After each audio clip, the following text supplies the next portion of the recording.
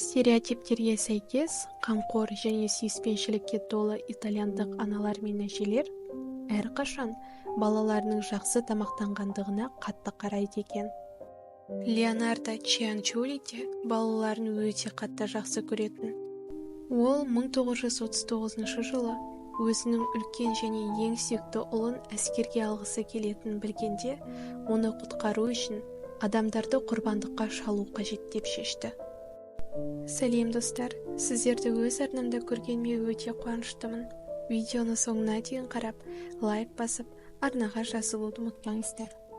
1939-40 жылдар аралығында бұл біртүрлі әйел арғы дүниеге жазықсыз 3 ханымды жіберді.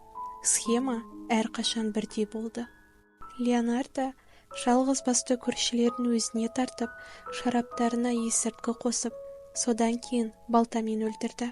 Мәйіттерді бөлшектеп, каустикалық содамен ерітіп, содан кейін қалдықтардан сабын дайындады. Ал қандарын туыстары мен көршілеріне ұнайтын кекстер жасау үшін қолданды. Бұл бақытсыз әйелдің мистикаға толы қайғылы өмірінің қай сәтінде есінен адасқаны белгісіз, бірақ ол қылмыстық Италия тарихында мәңгілік енді. Корреджоның сабын жасаушысы деген лақап атпен танымал Леонардо Чианчулли 1894 жылы дүниеге келген. Оның балалық шағы бақытсыз болды. Қыз анасын зорлау нәтижесінде дүниеге келді.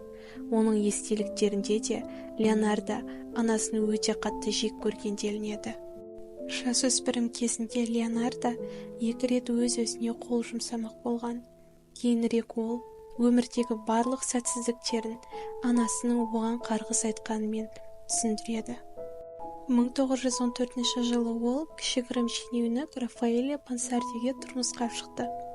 Қыздың ата-анасы бұл некені мақұлдамады, өйткені олар өз ортасында жоғары лауазымға ие болған. Чианчулли тұрмысқа шыққаннан кейін анасы оны қарғап, өмірінің соңына дейін содан азап шектім дейді. Әрине, қарғыс туралы ешқандай дәлел болған жоқ. Бірақ үйленгеннен кейін Чианчуллидің өміріне қараған кезде оған сенбеу қиын. Күйеуі үйленгеннен кейін бірнеше жыл өткен соң алаяқтық жасаған үшін түрмеге жабылды. Ал 3 жылдан кейін оның үйі жер сілкінісінен кейін қирады.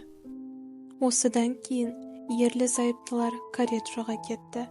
Онда Чианчулли шағын дүкен ашып, жақсы мейірімді әйел, қамқор ана және тату көрші ретінде керемет беделге ие болды. Сонымен қатар Чианчулли жергілікті тұрғындарға астролог және көріпкел ретінде қызмет ете бастады, және олардың ортасында үлкен құрметке ие болды. Дүкенде киім-кешек пен жиһаз сатылып, көп ұзамай дүкен тұрақты табыс әкеле бастады. Дәл осы дүкенде осы қатыгез әйелдің құрбандарының өмірі қайғылы аяқталған болатын. Неке кезінде Леонардо 17 рет жүкті болды. Оның 3 жүктілігі түсік тастаумен аяқталды, ал 10 бала кішкентай кезінде қайтыс болды. 1939 жылға қарай Рафаэль Пансарди жұмысынан айырылып, көп ұзамай отбасын тастап кетті. Бұған дейін ырымшыл әйел оған тұрмысқа шығатынын айтқан көріпкел, оның балаларының бірінен соң бірі өлетінін айтқан болатын. Сондықтан ол тірі қалған 4 баласын барлық жағынан қорғады. Кейінірек Чианчулли сол хиромантаға, яғни балгерге барды. Ол әйелдің қорқынышын жеңу үшін ештеңе де айтпады. Сіздің оң қолыңызда мен түрмені көремін, деді хироманта оған. Сіздің сол қолыңызда психиатриялық аурухана, деді. Болжамы бойынша анасы салған қарғыстың кесірінен Леонардо Чианчулли өте ырымшыл болды. Мүмкін оның өмірі ырымшылдыққа, қарғысқа және көріпкелдікке толы болмағанда, ол ешқашан адам өлтірмейтін беді, кім білсін. 1939 жылы әйел өзінің үлкен және ең сүйікті ұлы Джузеппе Италия армиясына қосылуы керек екенін білді. Оны кез келген жағдайда қорғауға бел буған Чианчулли кенеттен ол адамдарды құрбандыққа шалу арқылы өз баласының өмірін сақтап қаламын деп ойлады, және оған өзінің 3 көршісін таңдады. Олар орта жастағы әйелдер болатын. Кейбір дереккөздер Леонардоның өзі балгерлікпен айналысқан делінеді. Ал бұл ханымдар оған кеңес алу үшін келген. Ал кейбір деректерде әйелдер оған көршісі ретінде сырласуға келген дейді. Мұның бәрі Фаустина Сетидің оған күйеу табуға көмектесу үшін Чианчулиге жүгінуінен басталды. Леонардоның айтуынша, лайықты үміткер оны Пол қаласында күтетінін және оған сол жаққа бару керектігін айтады. Сондай-ақ, ол туыстары мен достарына оның кетіп бара жатқандығын және онда бәрі керемет екендігі туралы алдын ала хабарлап, хат жазу керектігін айтады. Леонардо өзінің қызметтері үшін Сетиден 30 000 лира алды. Бұл әйелдің барлық жиған тергені болатын. Кететін күні Сети қоштасу үшін Чианчулиге қонаққа келді және есірткі бар екенін білмей, бір стакан шарап ішуге келісті. Леонардо аңғал әйелді балтамен өлтіріп, оның мәйітін 9 бөлікке бөліп, барлық қанды тостаққа жинады. Кейінірек өзінің естеліктерінде Чианчули бұдан әрі не болғанын былай сипаттады. Ол кесектерді үлкен кастрөлге тастаған. Оған сабын жасау үшін сатып алынған 7 килограмм каустикалық сода қосқан. Содан кейін ол қоспаны бірнеше шелекке құйып, сосын тығыз қара массаға айналған шайыл екен, жақсы сабын шығады. Ваннадағы қанға келетін болсақ, ол оның қалыңдауын күткен. Содан кейін оны пеште кептіріп, ұн, қант, шоколад, сүт және жұмыртқамен, сондай-ақ аздап маргаринмен араластырып, қамыр ереді. Ол шайға көптеген кекстер жасап, оны өзіне келген қонақтарға береді және ұлы Жузеппе екеуі де бірге жейді. Ұлының сөзсіз өлімінің алдын алу үшін жалғыз құрбан жеткілікті деп ойлауға болады. Бірақ Леонардо Чианчули біреуінен кейін тоқтай алмағандай болды.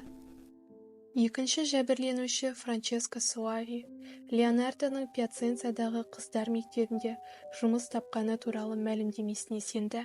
Сети сияқты Суави туыстары мен достарына оның көшуі туралы хат жазып қалдырды. Сондай-ақ Чианчулимен қоштасу үшін келгенде ерекше шарап ішеді. Сөйтіп ол да ақырында сабынмен торт қайналады. Сі өлтіру 1940 жылы 5 қыркүйекте болды. Суавиден сабын өлтіруші 3000 лира тапты. Чианчулидің соңғы және үшінші құрбаны Ла Скала театрының бұрынғы опера әншісі, әдемі сопрано иесі Вирджиния Качиопа болды. Оған Чианчули Флоренциядағы жұмбақ импресарионың хатшысы орнына жұмыс таптым дейді. Ол кәстірліге кіріп кетті, алдыңғы 2 құрбан секілді. Ол оны ерткен кезде оның еті майлы және бозғылт болғанын айтады. Ол бір бөтелке одеколон қосып, ұзақ қайнатқан, кейін өте жақсы сападағы крем сабын алады. Ол оны көршілері мен таныстарына берген, және ол әйел өте тәтті болды деп жазады өлтіруші өзінің естеліктерінде. Чианчули барлық айғақтарды жойдым деп ойласа да, ол бір нәрсені жіберіп алды. Қарым-қатынас шеңбері шектеулі, алғашқы 2 құрбаннан айырмашылығы Качиопаның келіні болды. Ол Качиопаның кенеттен кету туралы хатына сенбеді, және ол Качиопаның кететін күні кеште Чианчулидің үйіне кіргенін көрді. Ол өзінің күдігі туралы полицияға хабарлады, және көп ұзамай Леонардо қамауға алынды. Оның үйінің есігінде полиция пайда болып, оның ұлы Джузеппені 3 жергілікті әйелді өлтірді деп айыптаған кезде, Чианчули биліктен қатты жасырған барлық қылмыстарын бірден мойындады. Чианчули қылмысын мойындап қана қойған жоқ, ол мәйітпен не істеген егжей-тегжейлі айтып береді. Нәтижесінде кісі өлтіруші 30 жылға бас бостандығынан айырылды және тағы 3 жыл қылмыскерлерге арналған психиатриялық ауруханада болды. Ал баласы Джузеппе қылмыс іздерін жасыруға қатысқаны үшін кінәлі деп танылып, 5 жылға бас бостандығынан айырылды.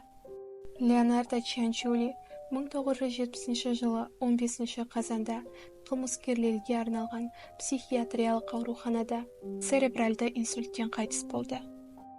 Ал оның құрбандарға қолданған заттары Римдегі криминологиялық мұражайда әлі күнге дейін сақталып тұр. Достар, видеоны соңына дейін қарағандарыңызға рахмет. Келесі кездескенше.